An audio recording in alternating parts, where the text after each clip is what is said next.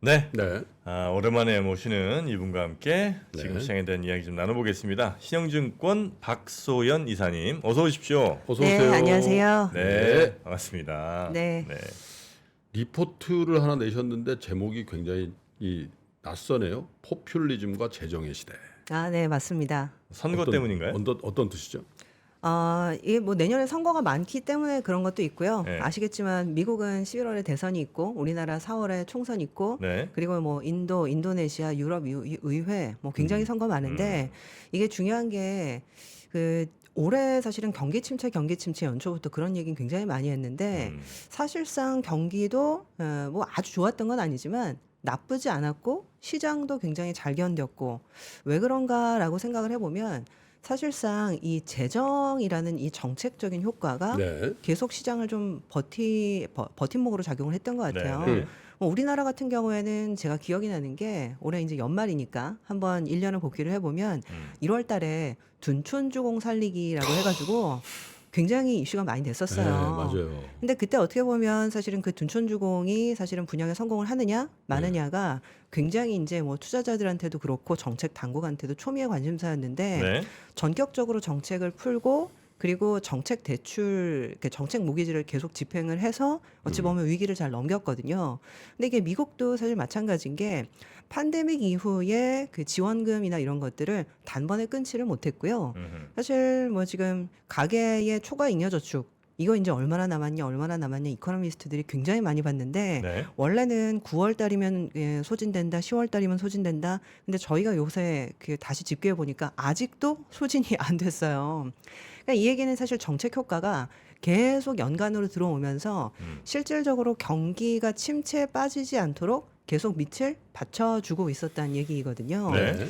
그래서 저는 사실 이제 내년 전망을 지금 한번 생각을 해봐야 되는데 이 정책 효과가 내년에도 지속이 될 거냐라는 부분이 저는 굉장히 중요할 것 같고 이것이 어떻게 보면 내년의 연간 그리고 시점으로 보게 되면 내년 연초 뭐 상저하고냐 상고하저냐 이런 부분들을 전부 다 결정할 수 있는 이슈가 사실상 재정 그리고 포퓰리즘 이 두 가지라고 생각을 해서 사실상 그렇게 적어놨습니다. 보통 그 재정을 예를 들어 한 뭐 50조 투자한다, 네. 투입한다 그러면 효과가 얼마나 나옵니까? 그럼 하기 나름인가요? 그건 워낙 나라마다 일단은 다른가? 50조라는 그 수치가 중요한 경우도 있는데요. 네. 중요한 거는 그 돈이 그러면 어디서 나느냐도 굉장히 중요해요. 어디서 나느냐? 그러니까 예를 들면 정부가 지금까지 세금을 굉장히 많이 걷어가지고 네. 재정이 빵빵할 때는 사실상 쟁여놨던 자금들을 방출만 하면 되기 때문에 사실상 정부가 그냥 결심만 하면 되는 거거든요. 네.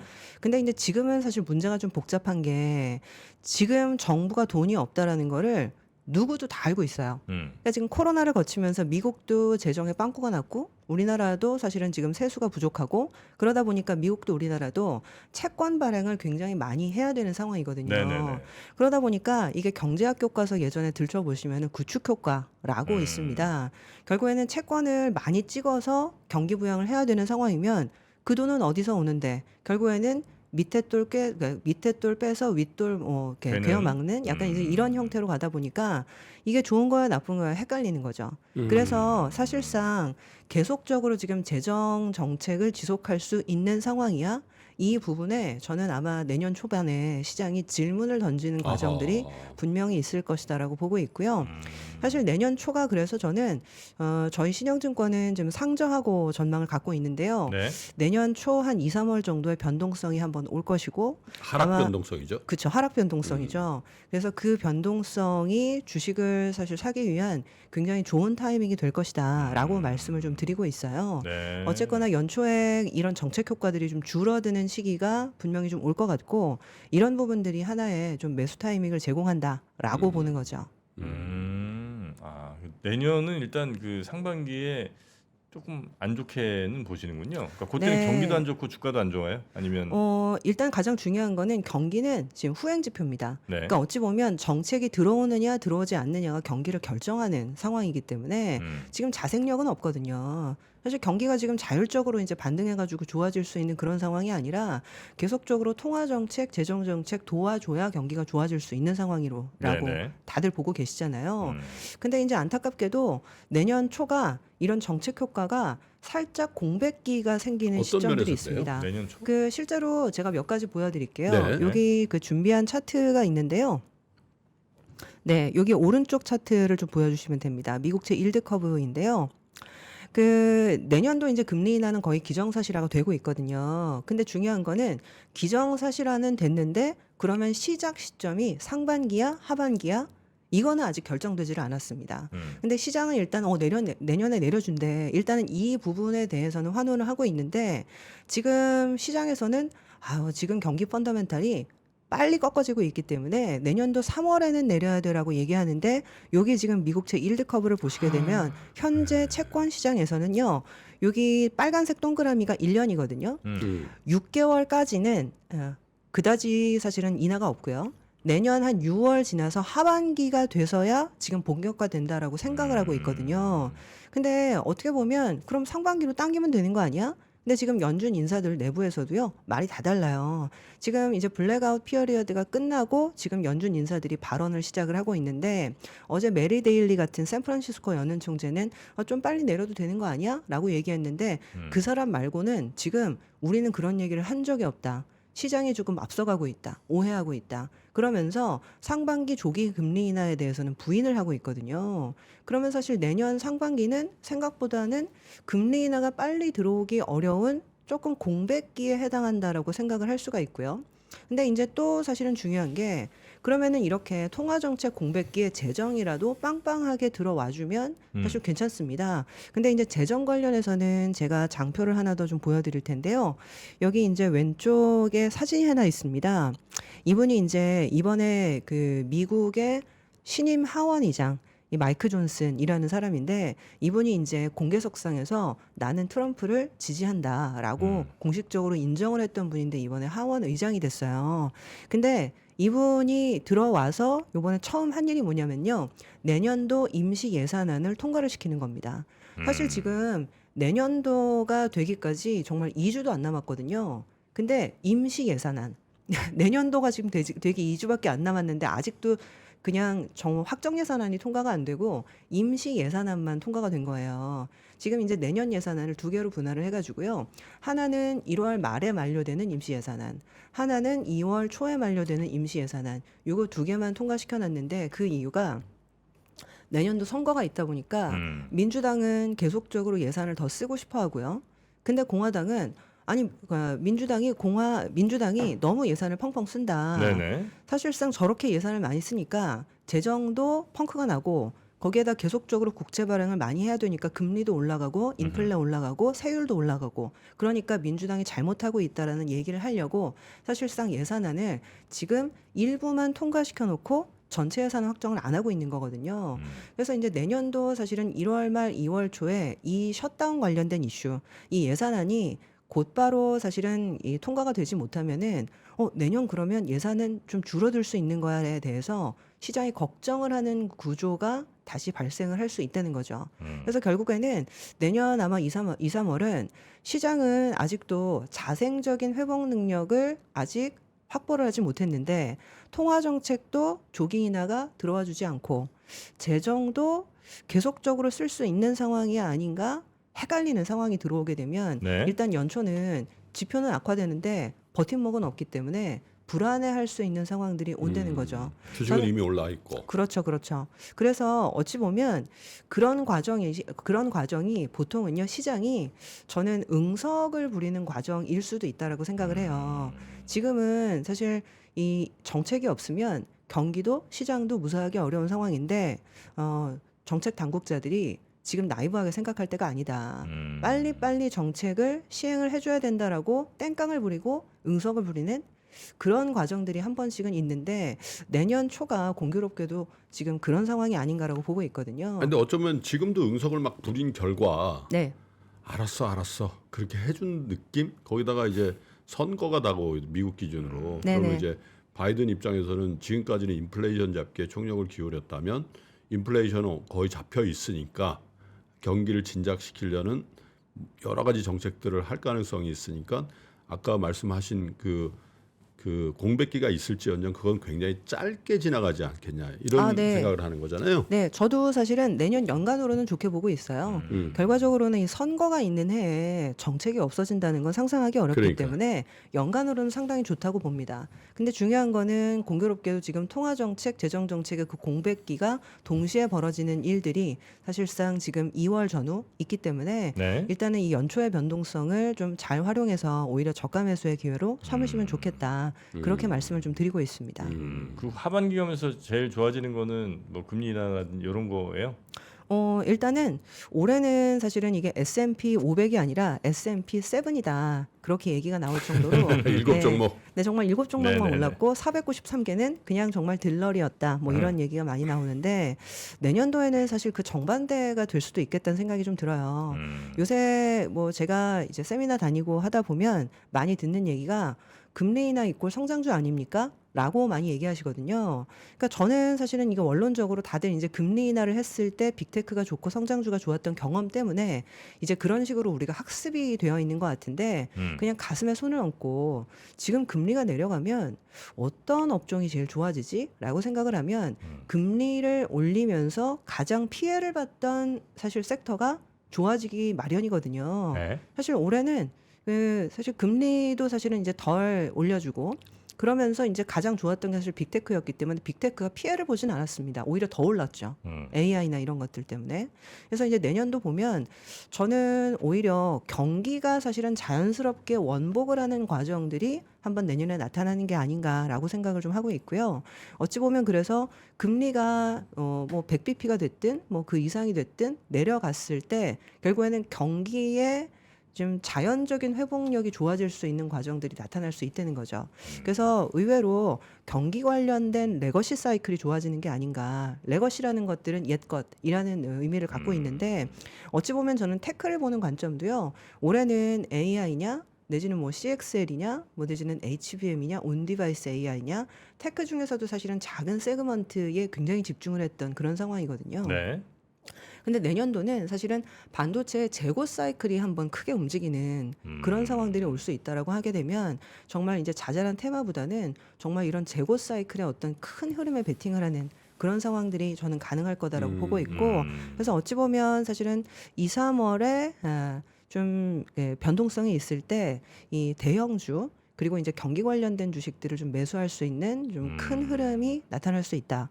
그리고 이제 소비재 같은 것도요. 한 2년간 인플레이션에 제일 안 좋았던 주식이 뭐다라고 하면은 소비 여력이 떨어지니까 소비재가 제일 안 좋다고 했었거든요. 네. 근데 내년도는 어찌 보면 그런 흐름들의 정반대 상황이 펼쳐질 수 있기 때문에 이 소비재들도 나쁘지는 않을 것 같다. 그런 관점으로 보고 있습니다. 그 미국 기준으로 말씀하시는 건가요? 현재? 우리나라도 다 똑같을 것 같아요. 마찬가지예요? 네, 어차피 미국 경기가 그런 방향으로 좋아지게 되면 우리나라도 사실은 마찬가지일 것 같고 사실 우리나라 같은 경우에는 삼성전자, 하이닉스, 뭐 디램랜드 사이클이 돌아서느냐 물론 HBM이 공격수고 다른 부분들은 수비수기 때문에 당연히 사실은 HBM이나 이런 업황이 훨씬 중요한 거는 맞는데요. 전방위적으로 보게 되면 캐펙스가 증가하고 클라우드에 대한 채용량이 증가하고 뭐 서버에 대한 어떤 아키텍처가 변화하면서 전체적인 재고 사이클이 변화하는 부분들이 훨씬 더 중요하다는 거죠. 네. 그러면 뭐 특정 섹터나 뭐 이런 종목들 위주의 순환매 형태, 개별 종목 장세 아주 극심한 양상을 보였잖아요 올해. 네, 사실 올해 그렇습니다. 네, 사실 그런 성격이 좀 변화될 가능성이 있다. 그렇죠. 올해는 경기는 안 좋지만 이 섹터는 모멘텀이 있어라고 해서 극단적인 테마주 장세로 흘러갔던 게 사실 올해였고요. 뭐 대부분의 사실은 전략들도 그렇게 짜지 않으면 지수 대비 언더를 할 수밖에 없는 상황.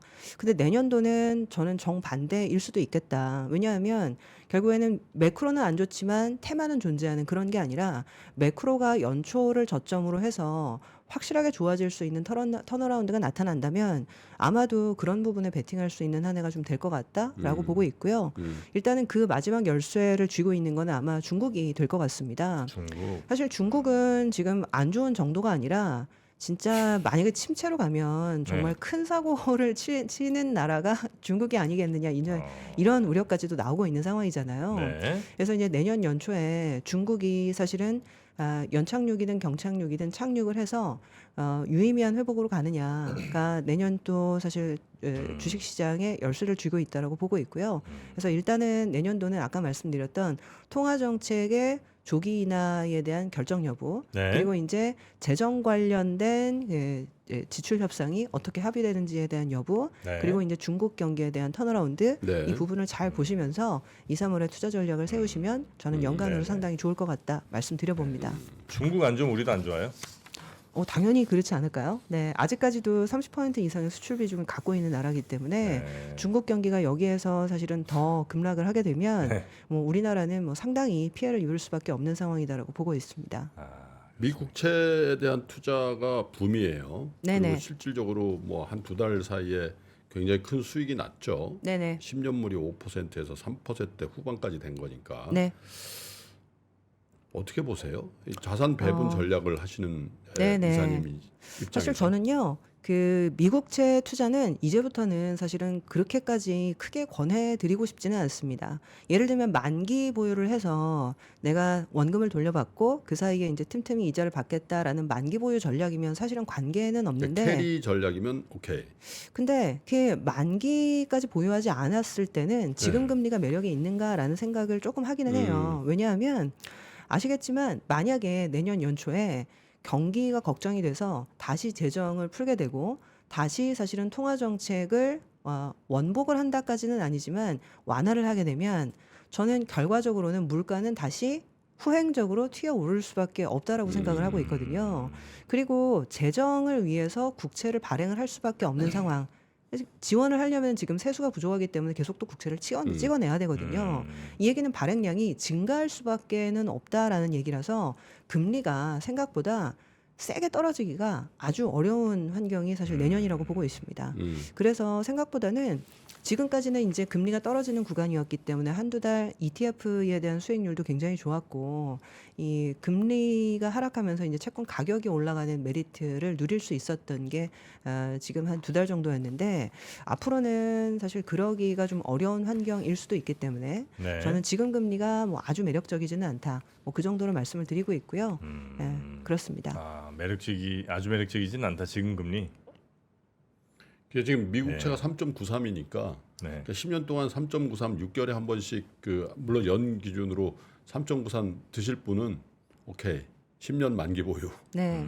보통은 미국이 이제 금리를 내려줘도요. 단기채 구간은 떨어지거든요. 네네. 왜냐하면 정책 금리에 연동이 되니까. 근데 보통은 이렇게 단기 금리를 내려주게 되면 장기 금리는 서 있거나 오히려 올라가게 되면서 커브 그게 자체는 이제 경기 부양의 효과가 있고. 그렇죠. 네. 그래서 장기물은 오히려 올라가게 되면 커브가 스팁이 되면서 뭐 실질적으로는 오히려 장기물 특히 이제 뭐 우리 투자자들이 많이 보유를 하시는 이 장기물의 금리는 올라가는 경향성이 더 생기게 됩니다.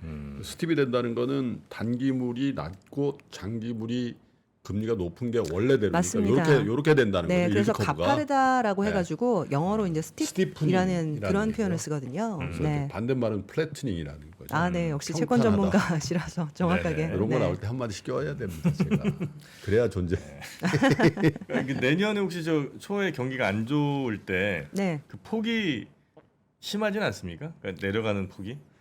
저는 일단 심하지는 않을 것으로 보고는 있는데 네. 일단 이 중국 경기의 상황을 좀 봐야 일단은 좀 100% 답이 나올 것 그러니까 같습니다. 미국도? 아니요. 미국은 사실은 아, 지금까지 그 해놨던 부양의 결과도 있고요. 네네. 그리고 이제 앞으로도 할 게 많기 때문에 미국은 사실은 이게 랜딩은 랜딩이라도 정말 소프트 랜딩일 가능성이 있다. 근데 아. 중요한 거는 미국 이외의 경기인 거죠. 네네. 지금 보면 미국 이외의 경기들은 사실상 지금 부양의 여력도 좀 적고 그리고 이제 뭐 이게 자생력이나 이런 부분도 미국만치는 못하기 때문에 사실 다른 나라의 경기는 미국만큼 살아나기 어려운 측면도 있어서 네. 어쨌거나 이제 중국이 그 중에 이제 하나이고 열쇠를 쥐고 있다 보시면 될 것 같습니다. 그러니까 우리가 얼마나 내년 초에 좀 안 좋아질지도 중국에 따라 굉장히 그 폭이 좀 달라질 수가 있는 거군요. 그렇죠. 뭐 지금 수출은 좀 회복은 하고 있지만 사실상 이제 수출 회복 강도가 예전보다는 굉장히 약한 것도 실질적으로 미국 이외 경기가 생각보다는 좀 약해서 나타나는 현상인 것 같습니다. 네, 네. 반도체 수출이 기조적으로 회복될 수 있다라는 얘기는 대부분 공감들을 하는 것 같더라고요. 가격 물량이 다 늘 수 그렇죠. 있다. 네, 네. 그러면 이제 우리 한국 경제의 레버리지 효과가 반도체로부터 나오고, 왜냐하면 뭐 수출 증가세가 이제 최근에 나온 거고 무역 수지도 뭐 좀 됐습니다만 어쨌든 거기서부터 훈풍이 불면은 미국이라든지 유럽 다른 권역의 경제권보다 한국이 오히려 경제의 반등세가 내년에 한해서만큼은 좀 부각될 수도 있지 않겠냐 이런 전망들이 있더군요. 네. 뭐 사실 그 얘기도 저는 맞을 것 같아요.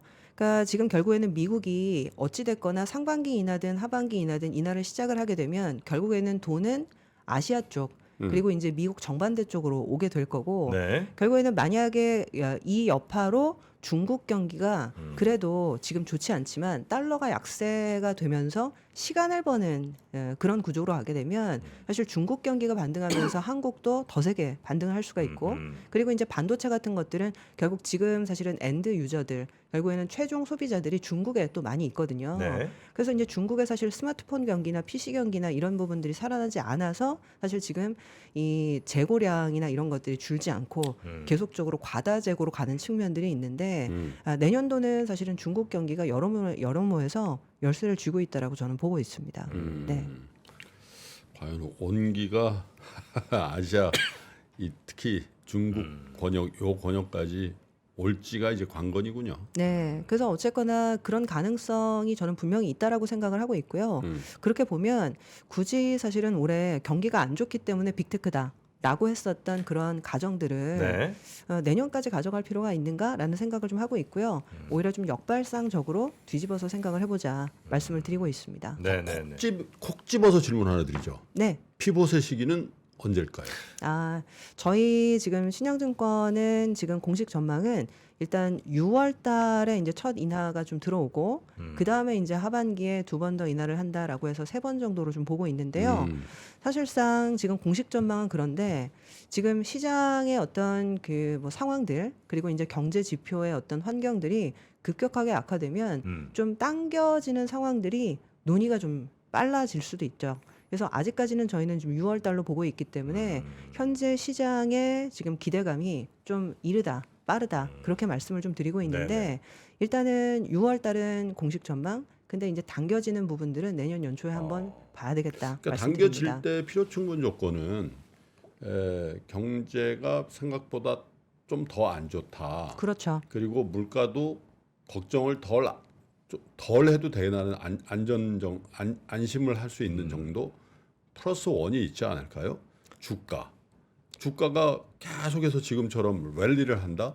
그러면 그런 상황에서 연준이 그걸 땡길 수 있는 용기가 있을까요? 그렇죠. 절대 안 그렇죠. 그렇기 때문에 오히려 지금 사실은 시장이 좀 빠지고 경제 지표가 안 좋아지게 되면 피봇을 당길 수 있는 그렇겠죠. 근거가 나오는 네. 거죠. 연준도 공무원들이라서 자기가 근거가 없는데 절대 움직이지 못하거든요. 사실 요번에 사실은 피봇을 할 수 있었던 것도 최근 이제 CPI가 만족할 만한 수준까지 떨어지다 보니까 이제는 다 잡았다라고 얘기해서 사실 정책을 바꾼 부분이 있는데 만약에 내년 연초에 지금 지표가 생각보다 잘 나오게 되면 피봇은 늦어지는 거고 근데 그것이 어찌 보면 되게 시장이 두려워하는 부분일 수 있어요. 그러니까 미국 이외의 경기들은 사실상 미국만큼 좋지 않은 상황이고 미국도 보면 어떤 부분은 경기는 좋지만 사실 어떤 부분은 여전히 좀 안 좋다라고 얘기해서 뭐 이분법적으로 얘기하고 있는 부분도 있기 때문에 네. 어쨌거나 이제 내년 연초는 좀 그런 이슈가 있다라는 네네. 것들을 생각해 주시고요. 그래서, 정책 공백기다. 네. 길게 보면 장이 조금 조정을 받아야 연준도 움직이게 하고 장이 더 건강하게 갈 수 있을 것이다라는 그런 말씀을 하시려는 것 같아요. 그렇죠. 뭐 학생들도요. 시험을 한번 못 봐야 내가 공부해야 되는구나 이렇게 하고서 열심히 하고 네. 네, 저희 애도 이제 충격 여파를 또 받고 네, 아. 공부 열심히 하고 네. 그런 몇 과정들로 학년이시죠? 생각하고 있습니다. 네, 저희예요. 네, 고등학교 1학년, 중학교 2학년 2명 있습니다. 아. 네. 한창 충격을 좀 받아야 될 듯죠. 네. 그래요. 생각의 반은 아이들 생각이신 것 같아요. 네, 당연히 그렇죠. 방송의 네. 아이들. 네. 네. 알겠습니다. 감사합니다. 연말에 네. 정리가 좀 잘 된 것 같고요. 내년에 신영증권의 비율을 비교적 자주 보여주셨으면 좋겠네요. 네. 네, 새해 복 많이 받으십시오. 네, 네, 고맙습니다. 감사합니다. 네. 자, 오늘 19일 이제 잠시 후면 또 장이 시작이 될 텐데요. 미국 시장은 계속 이렇게 잘 가는 것 같은데 우리는 거의 어제는 괜찮았는데. 괜찮았죠? 또. 네. 우리 시장도 조금 빨간 빛으로 잘 우리 딸기처럼. 아니 근데 우리가 저 광고를 가끔 하는데 오늘처럼 이 광고에 대한 그 성원이 많았던 적이 별로 없는 것 같아요. 역시 우리 시청자 여러분들은 먹는 거. 농촌, 농촌 사랑이. 다 농촌 출신들이야 보니까. 아. 어? 아니 우리가 그냥 한 번 이렇게 디스플레이 해드렸는데 신청했어요. 뭐 남원 춘향 애인 딸기 이거 먹어봐야 되겠어요. 아직 신청은 안 됩니다. 네. 참 저 이벤트 신청은 되고요. 예, 온라인으로 사실 수는 없어요 아직. 네. 여튼 우리 남원의 그 춘향 애인 딸기 많이 사랑해 주시고 저희는 내일 아침에 다시 뵙겠습니다. 이어지는 오프닝 벨 라이브도 놓치지 마시고요. 계속해서 시청해 주시면 감사하겠습니다. 함께해 주신 여러분 고맙습니다. 장 시작 전부터 종료까지 쏟아지는 수많은 뉴스와 정보들. 이 중에서 어떤 것이 투자에 정말 도움이 되는 정보일까요? 3프로의 증시 셔터맨 박근영 마스터가 직접 정보를 선별하고 투자의 힌트를 드립니다. 시간도 아끼고 투자 아이디어도 얻는 시간, 박근영 부장의 마켓 힌트와 함께 하세요. 자세한 사항은 3프로TV 앱과 홈페이지를 확인하세요.